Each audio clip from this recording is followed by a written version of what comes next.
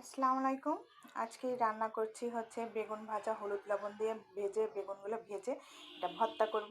এখন শুকনো মরিচ আর পেঁয়াজ আর ধনেপাতা কুচি এগুলো সব কিছু ভালো করে পিষে নিচ্ছি।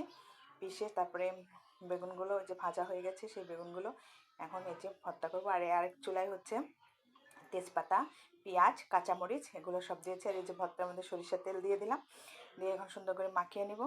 আর আদা বাটা, রসুন বাটা, জিরা বাটা, গরম মশলা বাটা সব কিছু বাটা দিয়ে মিক্সড করে ভালোভাবে কষিয়ে নিচ্ছি। কষানোটা সুন্দরভাবে কষিয়ে নিচ্ছি। রান্না করবো হচ্ছে কবুতরের মাংস। কবুতরের মাংস খেতে কিন্তু ভালোই লাগে।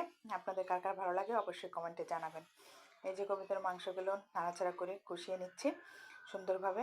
কষানোটা হয়ে যাচ্ছে, যে কষানোটা হয়ে আসছে, ফ্লেভারটা সুন্দর বের হচ্ছে। আর এদিকে ভর্তাটাও হয়ে আসছে। এই যে কবুতরের মাংসটা হয়ে গেছে। আর যে ভর্তাটা সুন্দর করে ভালোভাবে মেখে নিচ্ছি। যত মাখা সুন্দর হবে ভর্তা তত সুন্দর হবে। এই যে ভর্তা হয়ে গেছে অলরেডি।